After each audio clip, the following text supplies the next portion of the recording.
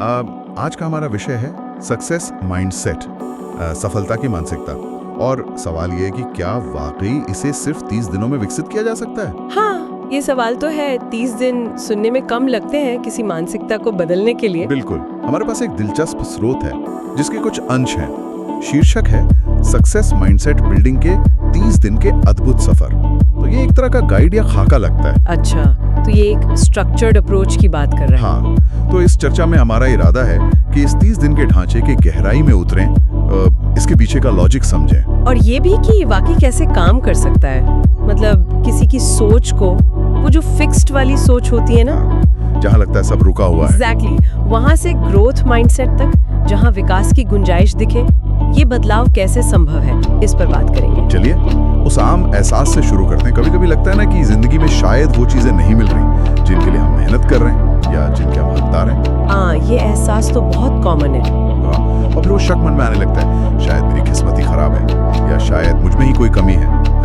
मैं काफी अच्छा नहीं हूँ। बिल्कुल, ये सेल्फ डाउट वाली आवाज। हमारा स्रोत कहता है कि ये एहसास अक्सर हमारी काबिलियत की कमी नहीं, बल्कि हमारी मानसिकता का, हमारे सोचने के तरीके का नतीजा होता है। अच्छा, मतलब प्रॉब्लम बाहर नहीं, अंदर है। हाँ, और सबसे अहम बात, ये मानसिकता बदली जा सकती है, इसे डेवलप किया जा सकता है। तो आइए इसी प्रक्रिया को थोड़ा खोल कर देखते हैं। ठीक है। तो स्रोत की शुरुआत इसी बात से होती है कि कई लोग अनजाने में ही एक फिक्स्ड माइंडसेट के साथ जी रहे होते हैं। बंधी हुई सोच। हाँ, ये वो अंदर की आवाज है जो मौके आने पर फुसफुसाती है, अरे तुमसे नहीं हो पाएगा, बस तुम्हारी लिमिट इतनी है, या कोशिश करके क्या फायदा, नतीजा तो वही रहेगा। या फिर वो तुलना करना, दूसरे लोग तो ज्यादा टैलेंटेड है। देखिए, ये हमें चुनौतियों से बचने के लिए प्रेरित करती है, क्योंकि फेल होने का डर बहुत ज्यादा होता है। अच्छा। फिर बहाने बनाना, हालात या दूसरों को दोष देना, ये सब इसी माइंडसेट से जुड़ा है। हम अपनी सीमाओं को परमानेंट मान लेते हैं। इसकी ठीक उलट स्रोत बात करता है ग्रोथ माइंडसेट की, विकासशील सोच। Growth mindset. हाँ, ग्रोथ माइंडसेट वाले मानते हैं कि योग्यताएं, स्किल्स, ये सब मेहनत, लगन, सही स्ट्रैटेजी से विकसित की जा सकती हैं। मतलब टैलेंट पैदाइशी नहीं होता। हाँ, मतलब बुद्धिमत्ता कोई फिक्स्ड चीज नहीं है, उसे बढ़ाया जा सकता है। और सबसे महत्वपूर्ण बात, वो क्या? असफलता, फेलियर, उसको अंत नहीं माना जाता, बल्कि सीखने और बेहतर बनने की प्रक्रिया का एक जरूरी हिस्सा माना जाता है। वाह, ये तो बहुत अलग नजरिया है। बिल्कुल। अब सवाल ये है कि ये बदलाव लाएं कैसे? सिर्फ जान लेना काफी नहीं है ना? सही बात है। स्रोत कहता है ये कोई जादू नहीं है, इसके लिए एक सिस्टमैटिक तरीका अपनाना होगा, एक सिस्टम है। और वही सिस्टम है ये 30 दिन का कार्यक्रम। एग्जैक्टली। स्रोत इसे 3 फेज में बांटता है। तो चलिए पहले फेज से शुरू करते हैं। ठीक है, पहला फेज। पहला फेज दिन 1 से 10 तक। इसे बुनियाद या फाउंडेशन कहा गया है। इसका पूरा फोकस है अपनी मौजूदा मानसिक आदतों पर, खासकर उन छुपे हुए नकारात्मक विचारों पर जो हमें शायद पीछे खींच रहे हैं ना, जिनके बारे में हमें पता भी नहीं होता कई बार। बिल्कुल। तो इसमें पहली एक्टिविटी है दिन 1-5 विचारों की डायरी। विचारों की डायरी, इंटरेस्टिंग। हाँ, सुझाव यह है कि रोज शाम बस 5 मिनट निकालकर दिन भर में मन में आए नेगेटिव या लिमिटिंग विचारों को लिख लें, बिना जज किए। हाँ, बिना किसी लाग लपेट के। जैसे मैं कभी भी पब्लिक स्पीकिंग में अच्छा नहीं हो पाऊंगा, या ये नया प्रोजेक्ट बहुत मुश्किल है, मुझसे नहीं संभलेगा, मुझे नहीं करना है। खुद को कोसना नहीं है, बस रिकॉर्ड करना है। ये सुनने में आसान लगता है, पर शायद मुश्किल हो अपने नेगेटिव विचारों का सामना करना। शायद चौंकाने वाला भी हो सकता है। हाँ, स्रोत के अनुसार इसका लक्ष्य है अपने अंदर के दुश्मन को पहचानना, है ना? सही, क्योंकि जब तक पता ही नहीं कि प्रॉब्लम क्या है, तो समाधान कैसे ढूंढेंगे? ये जागरूकता पहला कदम है। हाँ, ये नींव है, भले ही थोड़ा अनकंफर्टेबल हो। बिल्कुल। अब इसी जागरूकता फेज में दूसरी एक्टिविटी दिन 6 से 10 आती है, जिसे स्रोत कहता है अभी तक की शक्ति। अभी तक की शक्ति, ये क्या है? ये एक बहुत ही सरल लेकिन पावरफुल भाषाई बदलाव है। जब भी मन में कोई ऐसा वाक्य आए जो क्षमता की कमी दिखाए, जैसे मैं यह नहीं कर सकता या मुझे ये समझ नहीं आ रहा, हाँ, तो उसके आखिर में बस अभी तक जोड़ देना है। अच्छा, तो कैसे बनेगा वाक्य? मैं नहीं कर सकता अभी तक, ओह, या मुझे समझ नहीं आ रहा अभी तक, या मैं इस लक्ष्य तक नहीं पहुंच पाया हूँ अभी तक। बिल्कुल। ये तो कमाल है, एक छोटा सा शब्द, लेकिन स्रोत कहता है कि ये सोच पर गहरा असर डाल सकता है। अभी तक जोड़ने से वाक्य का मतलब ही बदल जाता है। कैसे? वो इसकी परमानेंसी खत्म कर देता है। है ना? ये दिमाग को फौरन सिग्नल देता है कि अभी की स्थिति टेम्पररी है, भविष्य में बदलाव मुमकिन है। हाँ, ये सीधे फिक्स्ड सोच को चैलेंज करता है। बिल्कुल। ये संभावना का दरवाजा खोलता है, ग्रोथ माइंडसेट की जमीन तैयार करता है। एक तरह की कॉग्निटिव रीफ्रेमिंग है ये। तो पहले 10 दिन हो गए जागरूकता और अभी तक से सोच को लचीला बनाने के। अब आता है दूसरा फेज, दिन 11 से 20 तक। Phase 2, rewiring. हाँ, रीवायरिंग मतलब मस्तिष्क को रीप्रोग्राम करना, पुरानी वायरिंग बदल के नई डालना। अब समय है एक्टिवली नई पॉजिटिव आदतें बनाने का। ओके, तो इसमें क्या एक्टिविटीज हैं? इस फेज की पहली मुख्य गतिविधि है एफर्मेशंस और विजुअलाइजेशन। सकारात्मक पुष्टि और मानसिक चित्रण। हाँ, सुना है इसके बारे में। सुझाव है रोज सुबह शायद शीशे के सामने खड़े होकर 5 मिनट जोर से कुछ पॉजिटिव वाक्य दोहराना, ओके, जो आप अपने लिए सच बनाना चाहते हैं। जैसे मैं सक्षम हूँ, मैं चुनौतियों का सामना करने के लिए तैयार हूँ, मैं लगातार सीख रहा हूँ और बेहतर बन रहा हूँ। मेरे पास अपने लक्ष्य हासिल करने की काबिलियत है। इस तरह के वाक्य। हाँ, और इसके साथ ही कुछ पल आंखें बंद करके खुद को सक्सेसफुली उन सिचुएशंस में देखना या लक्ष्य पाते हुए देखना जिनकी शायद पहले चिंता रहती थी। और उसे महसूस करना है ना? हाँ, पूरे एहसास के साथ। यहाँ स्रोत शायद न्यूरोप्लास्टिसिटी की बात कर रहा है कि हमारा दिमाग बदल सकता है, नए रास्ते बना सकता है। हाँ, लगता तो यही है। बार बार दोहराए गए पॉजिटिव विचार, खासकर इमोशन के साथ, धीरे धीरे हमारे सबकॉन्शियस मन में बैठ सकते हैं। शुरू में शायद अजीब लगे। हाँ, शक भी हो सकता है कि क्या मैं खुद से झूठ बोल रही हूँ, लेकिन स्रोत कहता है कंटिन्यूटी जरूरी है, लगे रहना है। और विजुअलाइजेशन इसे और तेज करता है। बिल्कुल, दिमाग कल्पना और असलियत में ज्यादा फर्क नहीं कर पाता। कई बार जब हम सफलता इमेजिन करते हैं तो हम दिमाग को उसके लिए तैयार कर रहे होते हैं, जैसे दिमाग को नया सॉफ्टवेयर दे रहे हो। सही कहा। और इसी रीवायरिंग फेज की दूसरी महत्वपूर्ण एक्टिविटी है आभार व्यक्त करना, ग्रेटफुलनेस प्रैक्टिस। आभार, हाँ, ये भी आजकल बहुत सुनने में आता है। सुझाव है रोज रात सोने से पहले या दिन में कभी भी उन 3 चीजों के बारे में सोचना या लिखना जिनके लिए आप आभारी हैं। छोटी या बड़ी, कैसी भी चीजें। हाँ, बड़ी भी हो सकती हैं, जैसे सेहत या परिवार, या बहुत छोटी, जैसे किसी की मुस्कान, सुबह की धूप, या कोई गाना जिसने सुकून दिया। इसका मनोवैज्ञानिक असर गहरा हो सकता है, ऐसा स्रोत कहता है। हाँ, क्योंकि हमारा दिमाग अक्सर क्या कमी है, क्या गलत है, इस पर फोकस करता है। हाँ ना, आभार का अभ्यास जानबूझकर ध्यान को क्या मौजूद है, क्या अच्छा है, यानी प्रचुरता की ओर मोड़ता है। कमी की सोच से प्रचुरता की सोच की ओर। बिल्कुल, ये न सिर्फ मूड बेहतर करता है बल्कि स्ट्रेस कम करने और ज्यादा पॉजिटिव एटीट्यूड बनाने में मदद करता है, जो ग्रोथ माइंडसेट के लिए जरूरी है। तो 20 दिनों तक हमने जागरूकता बढ़ाई, नेगेटिव सोच को चैलेंज किया और पॉजिटिव पैटर्न बनाने की कोशिश की। हाँ, अब आता है तीसरा फेज। फेज 3, एक्शन, दिन 21 से 30। हाँ, एक्शन फेज, और शायद सबसे महत्वपूर्ण। अब टाइम है इस नई मानसिकता को टेस्ट करने का, असल जिंदगी में उतारने का, इसे मजबूत बनाने का, क्योंकि सिर्फ सोचना काफी नहीं है। बिल्कुल।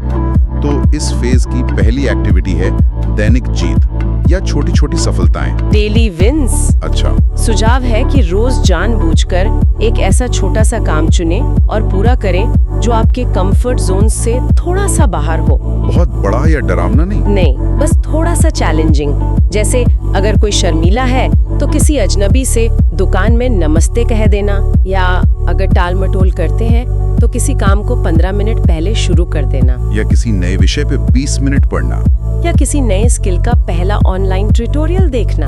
ये छोटी जीतें सुनने में मामूली लगती हैं, पर स्रोत कहता है कि इनका क्यूमुलेटिव इफेक्ट बहुत पावरफुल होता है। कैसे? हर बार जब हम अपने डर या झिझक पर काबू पाकर कुछ करते हैं, चाहे वो कितना ही छोटा क्यों ना हो, हम अपने दिमाग को सबूत दे रहे होते हैं कि हाँ, मैं ये कर सकता हूँ, मैं सक्षम हूँ, मैं बदल सकता हूँ। हाँ, ये सीधे कॉन्फिडेंस बढ़ाता है और उस ग्रोथ माइंडसेट को पक्का करता है कि हम कोशिश से अपनी क्षमताएं बढ़ा सकते हैं। ये नई सोच को सिर्फ विचार नहीं रहने देता बल्कि अनुभव बना देता है। बिल्कुल। और इसी एक्शन फेज की दूसरी और शायद सबसे परिवर्तनकारी एक्टिविटी है असफलता का विश्लेषण, फेलियर एनालिसिस। स्रोत कहता है कि जब आप एक्शन लेंगे, कंफर्ट जोन से बाहर निकलेंगे, तो जरूरी नहीं कि हर बार सक्सेस ही मिले। नहीं छोड़ देगा। देखा, मैंने कहा था मुझसे नहीं होगा। एग्जैक्टली। लेकिन ग्रोथ माइंडसेट के अभ्यास के लिए स्रोत कहता है कि ऐसी सिचुएशन में रुकें और खुद से कुछ अलग सवाल पूछें। क्या सवाल? जैसे, इस अनुभव से मैंने क्या सीखा, क्या गलत हुआ और क्यों, अगली बार मैं इसे बेहतर कैसे कर सकता हूँ, कौन सी स्ट्रैटेजी काम नहीं आई और मैं क्या अलग कर सकता हूँ। हाँ, यही वो पॉइंट है जहाँ ग्रोथ माइंडसेट सचमुच शाइन करता है। ये फेलियर को पर्सनल हार या अपनी काबिलियत पर सवाल मानने के बजाय इससे सीखने का मौका मानता है। हाँ, एक वैल्यूएबल डेटा पॉइंट की तरह देखता है। ये नजरिया रेजिलियंस बनाने में मदद करता है। मतलब गिरने के बाद फिर उठ खड़े होने की क्षमता। ये मानसिकता कहती है, मैं फेल नहीं हुआ, मैंने बस एक तरीका खोजा जो काम नहीं करता और अब मैं कुछ नया सीखकर आगे बढ़ूंगी। ये असफलताओं से डरने के बजाय उन्हें ग्रोथ का हिस्सा मानने के लिए एनकरेज करती है। इस पूरी प्रक्रिया को और रियल बनाने के लिए स्रोत में लेखक अपनी पर्सनल कहानी भी बताते हैं। अच्छा, ये बढ़िया है। वो बताते हैं कि कैसे एक समय वे खुद एक ऐसी नौकरी में फंसा हुआ महसूस करते थे जिसे वे पसंद नहीं करते थे और उनका माइंडसेट पूरी तरह फिक्स्ड था। उन्हें लगता था कि उनमें कोई टैलेंट नहीं है, वे कुछ बड़ा नहीं कर पाएंगे। हाँ, और दूसरों से तुलना करना, जलना, अपनी कमियों पर ही फोकस रखना, ये सब था। फिर उन्होंने माइंडसेट बदलने के बारे में पढ़ा और फैसला किया कि खुद को बदलना होगा और उन्होंने खुद को इसी 30 दिन के चैलेंज पर डाला। तो उनका अनुभव कैसा रहा? वो बताते हैं कि पहले 10 दिन जब उन्होंने विचारों की डायरी भरी तो वे खुद हैरान रह गए कि उनके मन में कितनी नेगेटिविटी भरी पड़ी थी जिसका उन्हें एहसास तक नहीं था। अच्छा। जब उन्होंने एफर्मेशन शुरू किए तो उन्हें बहुत बनावटी और झूठा लगा। मन में आवाज आती थी, ये सब बकवास है, तुम ऐसे नहीं हो। हाँ, ये होता है शुरू में। लेकिन उन्होंने हार नहीं मानी और गाइड के अनुसार अभ्यास जारी रखा। ये हिस्सा बहुत महत्वपूर्ण है। ये दिखाता है कि बदलाव अक्सर सीधा नहीं होता, संदेह और रेजिस्टेंस आता है। सही। स्रोत का मैसेज यही है कि कंटिन्यूटी मतलब लगातार कोशिश करते रहना जरूरी है, भले ही शुरू में यकीन ना हो। धीरे धीरे वो नए विचार जगह बना सकते हैं। हाँ, लेखक का अनुभव बताता है कि समय के साथ वो पॉजिटिव शब्द सिर्फ शब्द नहीं रहे, बल्कि उनके अंदर एक धीमा बदलाव लाने लगे। और आखिरी 10 दिनों में, एक्शन फेज में, उन्होंने क्या किया? उन्होंने जानबूझकर छोटे छोटे रिस्क लेना शुरू किया।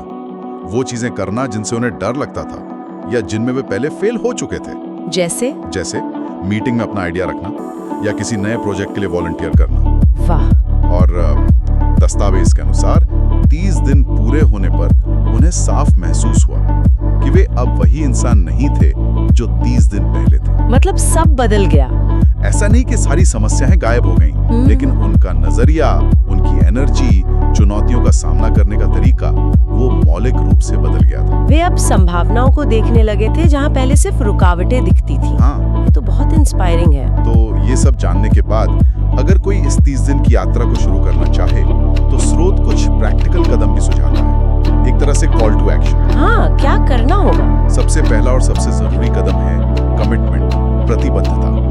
ये फैसला लेना कि अगले 30 दिन आप अपनी मानसिकता पर काम करने के लिए समर्पित रहेंगे, इसे प्रायोरिटी देंगे। ये जरूरी है, बिना कमिटमेंट के तो कुछ नहीं होगा। बिल्कुल। इसके साथ ही तैयारी के तौर पर एक नोटबुक या डायरी और पेन को अपना माइंडसेट टूलकिट बनाने का सुझाव है। टूलकिट, अच्छा नाम है। हाँ, ये सिर्फ विचार लिखने के लिए नहीं बल्कि प्रोग्रेस ट्रैक करने, पैटर्न समझने, क्या काम कर रहा है क्या नहीं, इसका एनालिसिस करने के लिए भी है। हाँ, ये प्रोसेस को थोड़ा ठोस रूप देता है और अकाउंटेबल रहने में मदद करता है। स्रोत में एक और पहलू का जिक्र है कम्युनिटी की ताकत का। समुदाय कैसे? वहाँ #30 डे माइंडसेट चैलेंज जैसे हैशटैग का जिक्र करते हुए दूसरों के साथ जुड़ने का सुझाव दिया गया है। अपना लक्ष्य शेयर करना, दूसरों की यात्रा जानना, एक दूसरे को सपोर्ट करना। हाँ, ये सोशल सपोर्ट बहुत महत्वपूर्ण होता है। किसी भी आदत को बदलना अकेले मुश्किल हो सकता है। सही। ये जानना कि दूसरे लोग भी कोशिश कर रहे हैं, अपनी चुनौतियां और सफलताएं शेयर कर रहे हैं, ये मोटिवेशन देता है। अकेलेपन की भावना कम होती है। और अंत में स्रोत बार बार उस मुख्य विचार पर लौटता है कि सफलता कोई बाहरी चीज नहीं है। ये काफी हद तक एक अंदरूनी स्थिति है, एक मानसिकता है। और स्रोत का दावा है कि इस 30 दिन के ढांचे के जरिए अब हमारे पास उस मानसिकता को एक्टिवली बनाने का एक तरीका, एक नक्शा मौजूद है। तो संक्षेप में कहें तो आज हमने एक 30 दिवसीय संरचित योजना पर गहराई से नजर डाली, जिसका उद्देश्य सोच को फिक्स्ड से ग्रोथ में बदलना है। हाँ, हमने 3 मुख्य चरणों को समझा। पहला, अपने नेगेटिव विचारों के प्रति सचेत होना। दूसरा, पॉजिटिव पुष्टि, विजुअलाइजेशन और आभार जैसे अभ्यासों से ब्रेन को रीप्रोग्राम करना। और तीसरा, छोटे-छोटे एक्शन लेकर, कंफर्ट जोन से बाहर निकलकर और असफलताओं से सीखकर इस नई मानसिकता को मजबूत करना और रेजिलियंस डेवलप करना। स्रोत पाठक के सामने एक सवाल रखता है जो शायद हमारे सुनने वालों के लिए भी सोचने लायक हो। क्या सवाल? इन 3 चरणों जागरूकता, रीप्रोग्रामिंग या एक्शन में से कौन सा उन्हें व्यक्तिगत रूप से सबसे चुनौतीपूर्ण लग सकता है? ये अच्छा सवाल है, सोचने वाली बात है। क्या अपने अंदर की नेगेटिविटी का सामना करना सबसे मुश्किल होगा? या रोजाना पॉजिटिव अभ्यास बनाए रखना? या फिर डर के बावजूद वो पहला कदम उठाना, एक्शन लेना? ये आत्मचिंतन के लिए बहुत उपयोगी है।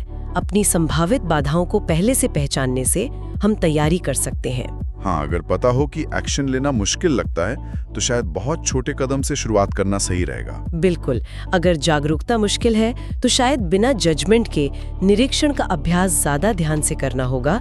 ये सफर को पर्सनल बनाने में मदद करता है। और इस चर्चा को समाप्त करते हुए स्रोत का एक शक्तिशाली संदेश याद रखने लायक है, शायद पूरी यात्रा का सार। क्या है वो? आपकी सोच ही आपकी असली ताकत है। आपकी मानसिकता ही आपके अनुभव की दिशा तय करती है।